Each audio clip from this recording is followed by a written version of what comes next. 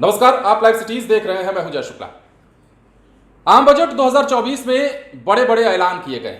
वित्त मंत्री निर्मला सीतारमण ने संसद में जब ऐलान करना शुरू किया तो उन्होंने बिहार के बारे में भी कई सारी बड़ी बातें कही और बिहार को बड़े बड़े सौगात दिए। बिहार के लिए कुल 58,900 करोड़ रुपए की सौगात मिली है और ये जो पैसा है, ये जो राशि है, ये अलग अलग मद में खर्च की जाएगी। जैसा कि हमने आपको पिछले वीडियोस में बताया है कि 26,000 करोड़ जो है बिहार में रोड निर्माण के लिए या रोड कंस्ट्रक्शन के लिए दिए गए हैं। इससे रोड का या सड़कों का जाल बिहार में बिछने वाला है। बिहार को अन्य कई चीजें मिली, जैसे एयरपोर्ट की अब जो मांग की जा रही थी लगातार बिहार वालों की ओर से, अब एयरपोर्ट भी बनेगा बिहार में। इसके अलावा बिहार में एक्सप्रेसवे भी 3-3 बन जाएंगे।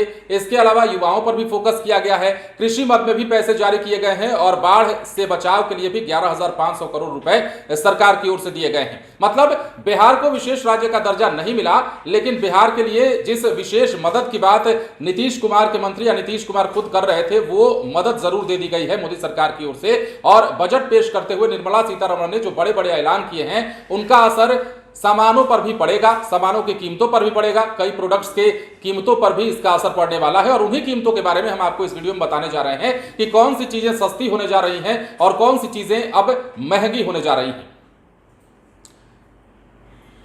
देखिए, वित्त मंत्री ने बड़े बड़े ऐलान किए हैं जिनसे चीजों के दाम कम या अधिक हो सकते हैं। इस बार वित्त मंत्री ने 7 चीजों पर कस्टम ड्यूटी घटाई और 2 पर बढ़ाई है। मतलब कि 7 प्रोडक्ट सस्ते और 2 महंगे हो सकते हैं। अब हम आपको विस्तार से बताते हैं कि क्या सस्ता और क्या महंगा।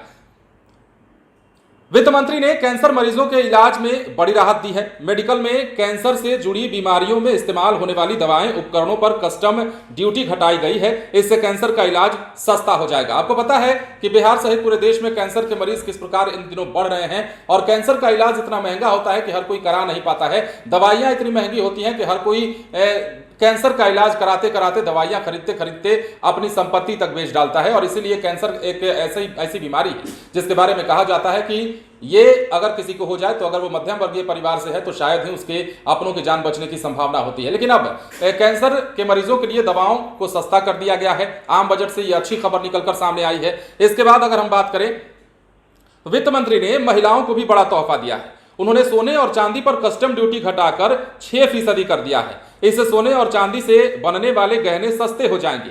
यह आभूषण के शौकीनों के लिए बड़ी राहत होगी, क्योंकि सोने और चांदी के दाम लगातार बढ़ रहे थे। सोने, चांदी और पेट्रोल डीजल की बात अगर हम करते हैं तो आपको पता है कि बिहार में ही नहीं बल्कि पूरे देश में जैसे पेट्रोल का दाम बढ़ना शुरू हुआ, वैसे ही दूसरी तरफ सोने चांदी के रेट्स हाइक होने शुरू हुए। और सोने के जो खरीदार हैं, जो महिलाएं खासतौर पर होती हैं, सोने चांदी आभूषणों के ज्यादा शौकीन महिलाएं ही होती हैं, अब उनका बजट भी बिगड़ने लगा था, क्योंकि लगातार सोने का रेट बढ़ रहा था। अब जो है सोने का रेट कम हो जाएगा, क्योंकि टैक्स में छूट दी गई है इसमें भी।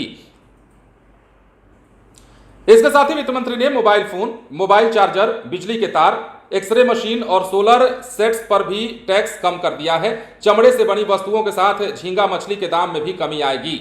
मतलब मछली खाने के अगर आप शौकीन हैं तो आपके लिए अच्छी खबर है। झींगा मछली अगर आप खाने के शौकीन हैं तो आपके लिए उससे भी अच्छी खबर है, क्योंकि झींगा मछली का दाम अब सस्ता हो जाएगा। वैसे भी झींगा मछली की कई प्रजातियां हैं जो आपको मार्केट में मिल जाया करती हैं और हर किसी का अलग अलग रेट है। लेकिन बढ़िया क्वालिटी का झींगा मछली अगर आप खरीदने जाएंगे तो उनका रेट बहुत ज्यादा है और ये रेट हर मध्यम वर्गीय परिवार की जेब में शायद ना आ पाता हो। लेकिन अब जिस प्रकार आम बजट 2024 पेश किया गया है, उसमें कई बड़े बड़े ऐलान किए गए हैं। उसके बाद यह बात भी निकलकर सामने आई है कि झींगा मछली का दाम जो है वो कम हो जाएगा।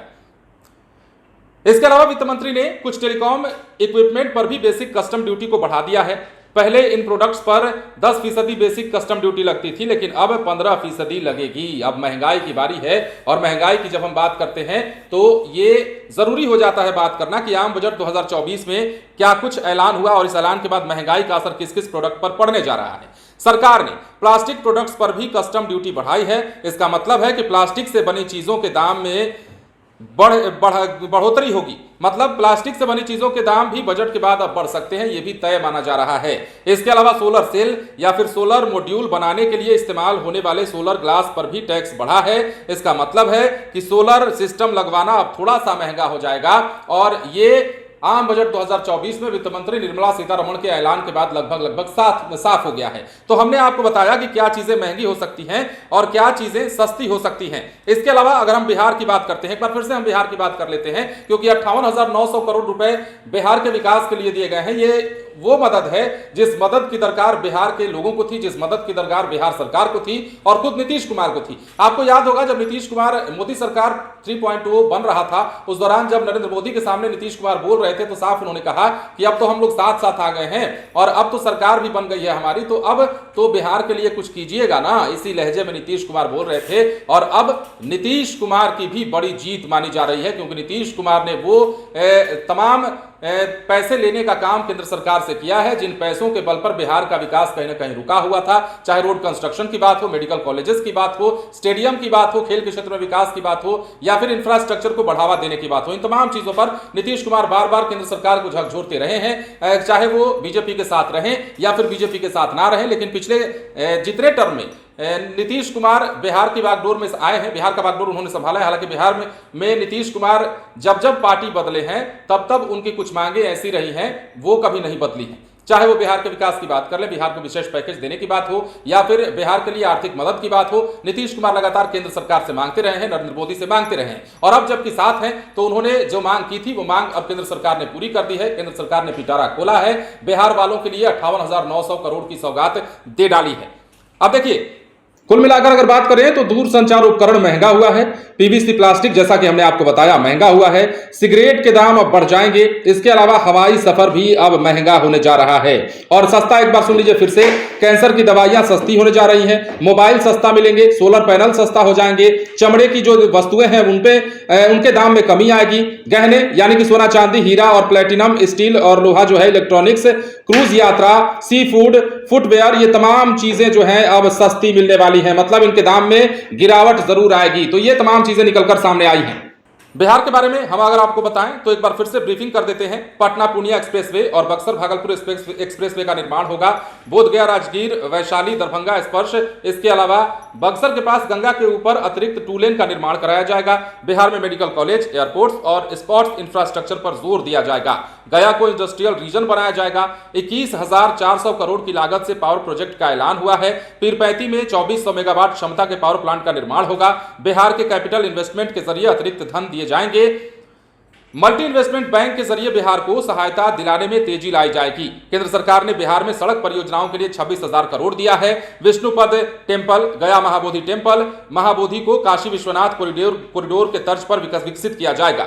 नालंदा को टूरिस्ट सेंटर बनाया जाएगा और नालंदा यूनिवर्सिटी को पूरी तरीके से अब उस तरीके से तैयार किया जाएगा जिस तरीके से नालंदा यूनिवर्सिटी पहले तैयार थी। हालांकि नालंदा यूनिवर्सिटी का इतिहास जितना बड़ा है, अगर आप जानेंगे या जानते होंगे तो आपको पता होगा कि नालंदा यूनिवर्सिटी को बढ़ावा देने के लिए बार बार केंद्र सरकार क्यों कदम बढ़ा रही है, क्यों नरेंद्र मोदी पिछले दिनों नालंदा आए थे और उन्होंने नालंदा यूनिवर्सिटी का दौरा किया था, पूरा यूनिवर्सिटी का परिसर उन्होंने देखा था, घूमा था।